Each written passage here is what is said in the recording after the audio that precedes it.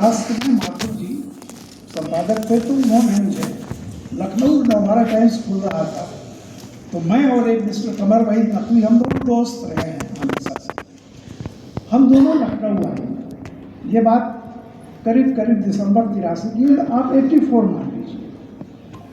तो हम सबसे पहले जो घटना हमारे सामने आई, श्रीमती गांधी की हत्या। अब मैं समझता हूँ उससे बड़ी उस दौर की कोई और दूसरी घटना नहीं। हमने उसे कवर किया और मैंने ही हेडिंग लगाई थी, जो मैंने 8 कॉलम की हेडिंग दी थी, आज भी मुझे याद है, पगलाई हिंसा ने देश का दिया बुझाया। और उसके बाद जिस तरह से राइट्स शुरू हुए, सारी चीजें हुई, तो हम लोग एक PUCL कुछ ग्रुप था, रात को हम लोग एक पोस्टर भी लगा के स्टेशनों पर चिपकाते थे कि व्यक्ति हत्यारा होता है, कौन नहीं। काफी कोशिश की, लेकिन जिस तरह का माहौल था उस दौर के, अगर कोई होंगे तो समझ सकते होंगे कि भयानक था। तो एक पत्रकार के रूप में भी, और एक हम लोग एक समाज, हम एक व्यक्ति हैं, तो हमारे समाज के प्रति हमारे बहुत कुछ होता है, हमने वो किया। दूसरा, उसके बाद मैं शायद अकेला ऐसा व्यक्ति हूँगा कि मैं ऐसा रहा कि पहली बार मैं लखनऊ में उत्तर प्रदेश नवभारत टाइम्स में करीब करीब मैं 84 में गया था, और 85 के शुरू में मैं चला गया रविवार। तो 1 साल के भीतर, 1.25 साल के भीतर 2 प्रधानमंत्री, यानी इंदिरा जी और उसके बाद राजीव जी, मार्च में मैं वहाँ चला गया। तो 1 साल में 2 प्रधानमंत्री, और दूसरे दौर में मैं 89 में लखनऊ संपादक बन के गया, 3 साल रहा। उस 3 साल में 3 मुख्यमंत्री, मैं गया 89 में, तो तिवारी जी थे, उन्होंने मुझे डालीबाग का अलॉट किया।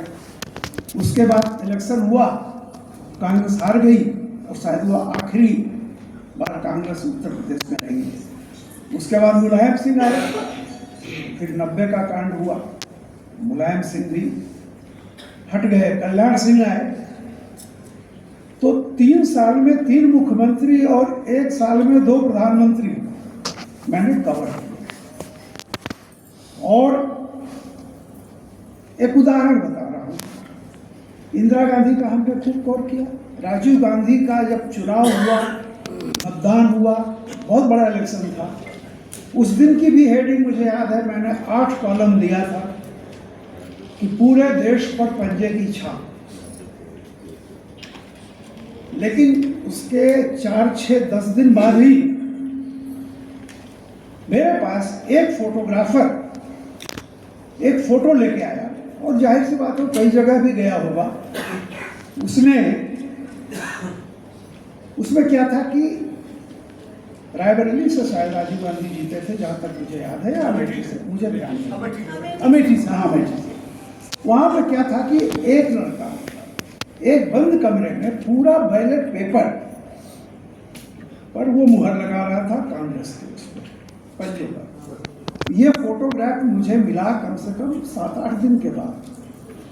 किसी ने पूरे लखनऊ में छापने से मना कर दिया, वो मेरे पास आया, और शैलेश, तब हमारे एक रिपोर्टर हुआ करते थे, खैर बहुत बड़े सीनियर जर्नलिस्ट हैं वो, उन्होंने मुझसे कहा आप छाप सकते हैं? मैंने कहा दीजिए मुझे। कहीं से कुछ इंस्ट्रक्शन था कि भाई आप ये खबर अगर आए तो छापना नहीं। राजीव जी प्रधानमंत्री थे, तिवारी जी मुख्यमंत्री थे। मैंने कहा ठीक है। मैंने वो फोटो छापी, उसके नीचे सिर्फ मैंने ये लिखा, क्या खबर देती हैं ये तस्वीर। रामपाल जी मेरे संपादक हुआ करते थे, अभी सुबह आए, वो बोले कि आपने क्या, मुस्कुराए, बोले आपने मेरी आधी बात मान ली, आधी नहीं मानी। मैंने कहा संपादक जी मैंने कोई खबर नहीं लिखी, या तो ये फोटो कोई कह दे गलत है।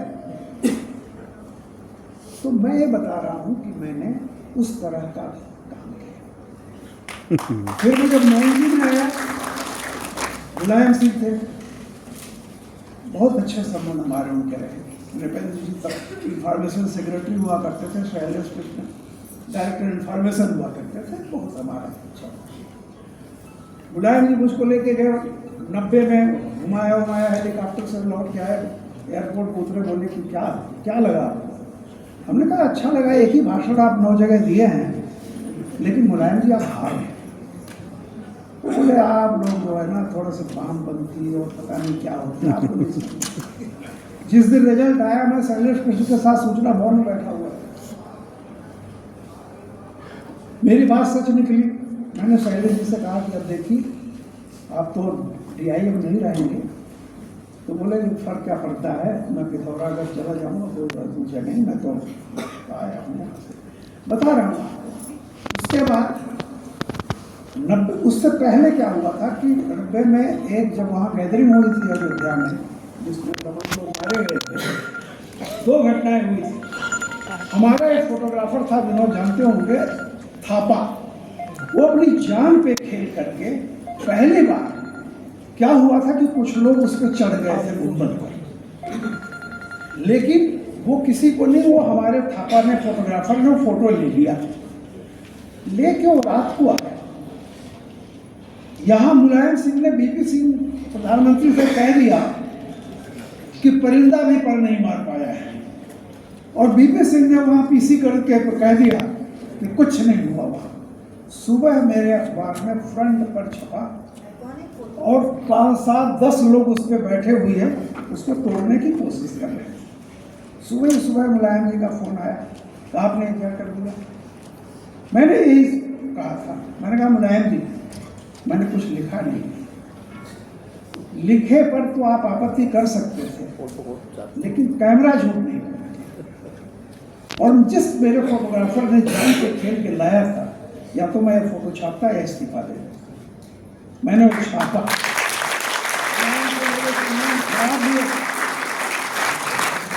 ये बात विनोद भी जानते हैं। और उसके बाद जब जिस तरह से बाबरी का हुआ, तो जो मुकदमा वो चला कल्याण सिंह पे, सॉरी मुरली मनोहर जोशी आडवाणी जी पे, तमाम लोगों को, उसमें CBI ने 2 लोगों का हमको गवाह बना दिया। हमें पता भी, एक शीतला सिंह जन मोर्चा के, और मुझे संपादक बना दिया, अगर गवाही भी मैंने देने का।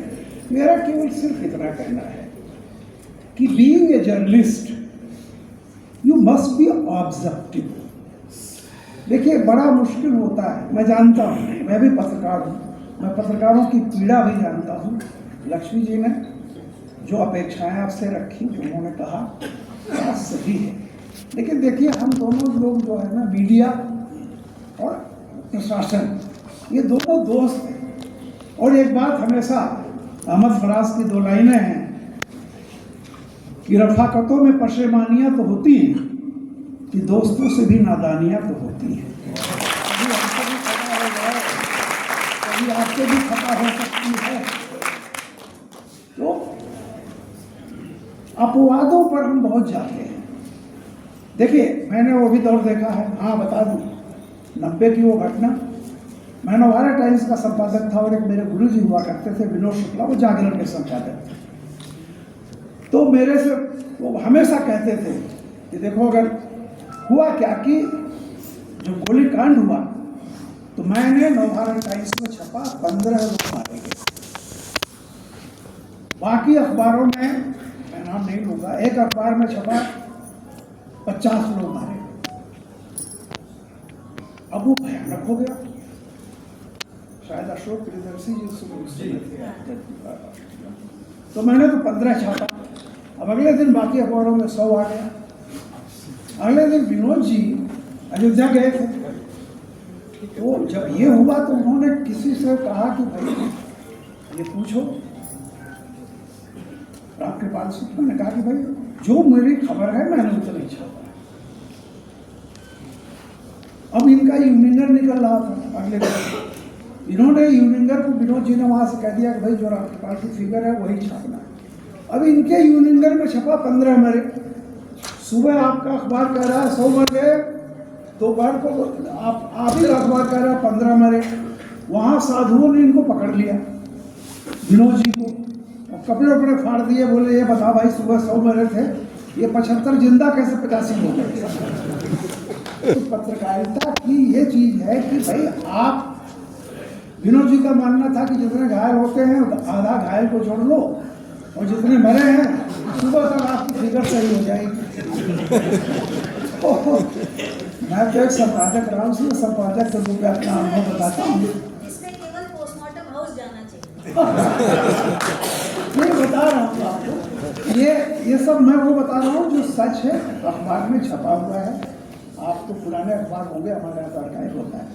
मैं केवल ये कहता हूँ, being a journalist you must be objective. मैं संपादक था, मैं एक ही बात कहता था। मैं नवभारत टाइम्स में 3 बार नौकरी छोड़ा, तीनों बार मुझे बुलाया मालिकों ने। फिर खैर मैं 40 साल के करीब, इसमें 30 साल तो मेरा नवभारत टाइम्स में ही रहा है। बाकी मैं आनंद बाजार पत्रिका में रविवार में थोड़े दिनों के लिए गया। मैं और आज के जो हरिवंश जी ये उपाध्यक्ष हैं, मैं, हरिवंश और राजकिशोर, 3 वहाँ थे। उसके बाद फिर मेरा ज़्यादातर समय India today, times of India और आज तक, ये 3 जगह मैं रहा हूँ। लेकिन मैं अनुभव बता रहा हूँ आपको, मेरी भी विचारधारा होती है। यहाँ राजेश बाबू बैठे हुए हैं, संडे के संपादक थे, अभी भी रिटायर हुए हैं संडे नवभारत टाइम्स के। मेरी विचारधारा, दूसरी बार जब मैं नवभारत टाइम्स आज तक छोड़ के नवभारत टाइम्स में आया था, तो डायरेक्टर नए थे। तो उनसे एक बार मालिकों ने कहा कि भाई मिल लीजिए, एक फॉर्मेलिटी होती चूंकि डायरेक्टर हैं। मैं उनके पास गया, राहुल कंसल लखनऊ के ही थे, वो IITians थे। तो उन्होंने कहा कि भाई आप तो यहाँ रह चुके हैं, एक औपचारिकता होती है। मुझे कहा गया क्या कर लेंगे अखबार में, आप नहीं आप आए हैं। तो मैंने कहा देखिए मैं हूँ डायबिटिक हलवाई। मैंने कहा इतने सालों में मैंने जान लिया कि मैं संपादक के रूप में डायबिटिक हलवाई, मैं अपने लिए मिठाई नहीं बनाऊंगा, इतना ईमानदारी से बता रहा हूँ। मैं अपने आप को पान की दुकान पे अपने आप को छोड़ देता हूँ। Now here I am a professional. मैं जब शाम को जाऊंगा तो अपना इज्म वापस ले लूंगा।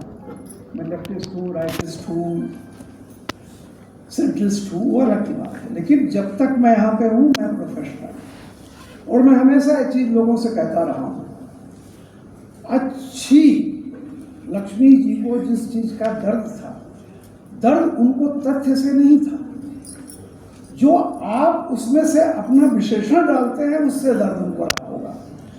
घटना देखिए, truth is objective not subjective. हमेशा इस बात को समझिएगा, सत्य वस्तु परक होता है, व्यक्ति परक नहीं होता।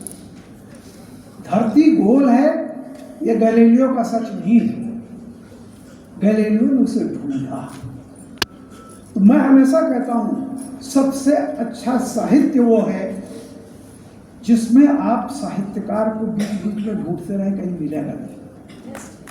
और सबसे अच्छी खबर वो है जिसमें तथ्य से शुरू और तथ्य पर खत्म। लिखने वाला बार बार दिखाई नहीं देना चाहिए। अगेन एक बात लिखी है कि रचना और रचयिता के बीच जितनी दूरी होगी उतनी ही कहानी रचना होगी। उदाहरण के लिए मैं सबको, अगर किसी ने नहीं पढ़ी हो तो पढ़ लीजिए, मुंशी प्रेमचंद की एक कहानी है कफन। उस कहानी को शुरू से पढ़िए, तथ्य से शुरू होती है और तथ्य पे खत्म हो जाती है। जब पत्नी उसकी मर जाती है, वो कफन के जमींदार से कफन लेके आते हैं और उस कफन को भी बेच करके दारू पी जाते हैं और नाचते हैं। कहीं भी मुंशी प्रेमचंद ने नहीं कहा है कि ये गरीबी है, फलाना है, ढिकाना है, कुछ नहीं। Start with fact, sum up with the fact. तथ्य जब अपने आप बोले वो अच्छी स्टोरी होती है। जहां मैं न दिखूं, ए ने बी की पॉकेट से पैसे निकाल लिए, आप लिखिए ना, राम ने श्याम की पॉकेट से पैसे निकाल लिए, पुलिस ने गिरफ्तार कर दिया। काहे को राम चोर है, राम वो है। एक शब्द हमारे यहाँ चलता है बड़ा आजकल, माफिया। जो देखिए पत्रकार वही फलाना माफिया को, अगर वो माफिया आप पर मुकदमा कर दे तो पता चल जाएगा कि आप क्या लिखे हैं। माफिया है कि नहीं है, कोर्ट भी माफिया शब्द नहीं लिखती है, वो पनिश करती फलाना क्राइम में अंदर गया। तो मेरा केवल सिंपल का कहना है कि being a journalist must be objective, तथ्य परक होइए, अपना भाषण मत दीजिए, और truth is found not made, जो भी कह रही थी कि खबरें पाई जाती हैं, खबरें बनाई नहीं जाती। कृपया खबरें बनाइए। और एक चीज मैं देखता हूं, मुझे प्रशासन, आज की युवा पीढ़ी सबसे बहुत उम्मीद है, और मैं मानता हूं कि मानवता का विकास जहां भी हुआ है, हम आज एक बेहतर स्थिति में हैं। आने वाला समय इससे भी बेहतर होगा। आखिरी में नज़ीर बनारसी, पहले तो माफी मांगूंगी, थोड़ा टाइम मैंने ज्यादा ले लिया। नज़ीर बनारसी की 2 लाइनें सुना के अपनी बात खत्म कर रहा हूं। इस पुरानी बेवफा दुनिया का रोना कब तलक, सब कहते हैं ये खराब है, ये खराब है। इस पुरानी बेवफा दुनिया का रोना कब तलक, आइए मिलजुल के एक दुनिया नई पैदा करें।